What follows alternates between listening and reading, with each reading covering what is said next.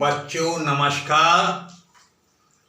बच्चों मैं आज आपको इनडायरेक्ट नरेशन पढ़ाने जा रहा हूँ और सभी बच्चे बहुत ध्यान से पढ़ेंगे और समझेंगे।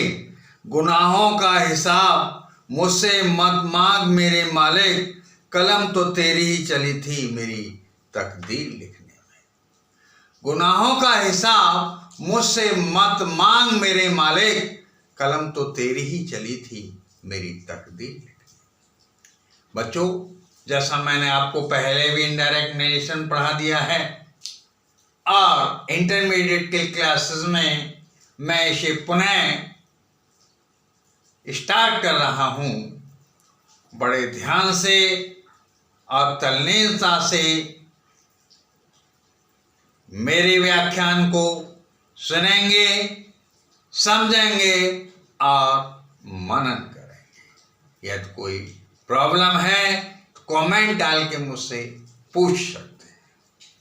देखिए, इनडायरेक्ट नरेशन डायरेक्ट से इनडायरेक्ट में बदलने के निम्न नियम हैं।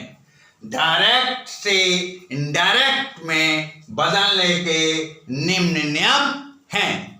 नंबर 1, रिपोर्टिंग वर्ब और रिपोर्टेड स्पीच के बीच में दैट लगा देते हैं।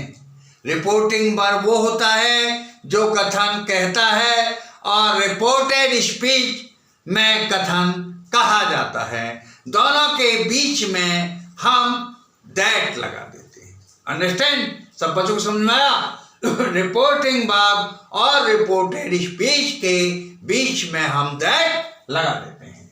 नंबर 2, कॉमा तथा इन्वर्टेड कॉमा को हटा दिया जाता है तथा वाक्य के अंत में फुल स्टॉप लगा देते हैं। कॉमा तथा इन्वर्टेड कॉमा को हटा दिया जाता है और वाक्य के अंत में फुल स्टॉप लगा देते हैं। समझ में आया बच्चों? नंबर 3, रिपोर्टिंग वर्ब में सेज टू को हम टेल्स में तथा से टू को टेल में तथा सेड टू को टोल्ड में बदल दिया जाता है।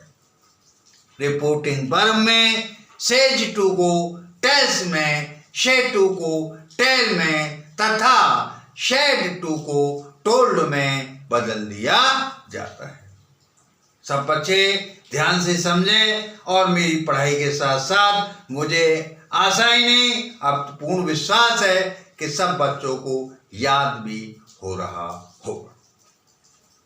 अगला पॉइंट है, यदि रिपोर्टिंग वर्ब प्रेजेंट अथवा फ्यूचर टेंस में है तो रिपोर्टेड स्पीच के टेंस में कोई परिवर्तन नहीं होगा। यदि रिपोर्टिंग वर्ब प्रेजेंट या फ्यूचर टेंस में है तो रिपोर्टेड स्पीच के टेंस में कोई भी परिवर्तन नहीं होगा। समझा? अगला पॉइंट, यदि रिपोर्टिंग वर्ब पास्ट टेंस में है तो रिपोर्टेड स्पीच को भी पास्ट टेंस में बदल दिया जाएगा। यदि रिपोर्टिंग वर्ब पास्ट टेंस में है तो रिपोर्टेड स्पीच को भी हम पास्ट टेंस में बदल देते हैं। रिपोर्टेड स्पीच को भी पास्ट टेंस में बदल दिया जाएगा, लेकिन सामान्य सत्य यूनिवर्सल ट्रुथ, सामान्य सत्य यूनिवर्सल ट्रुथ प्रकट करने वाले वाक्यों के टेंस में कोई भी परिवर्तन नहीं होगा। सामान्य सत्य जहां दर्शाया जाता है उन वाक्यों में कोई भी परिवर्तन नहीं होगा। सब बच्चों को समझ में आया? इनके कुछ एग्जाम्पल हैं, इनको भी आप अच्छी तरह से समझिए। Direct, Meera says to Ramu, Ravi is playing a match. Indirect होगा, सेज टू किस में बदलेंगे बच्चों? टेल्स में, और यहाँ कॉमा इन्वर्टेड कॉमा के बीच में क्या लगाएंगे? दैट। क्या लगाएंगे? दैट। तो Meera tells Ramu that Ravi is playing a match. समझा? अंडरस्टैंड बच्चों? सबको समझ में आ रहा है ना? अगला नंबर 2, Mohan will say to me Anand is a good boy.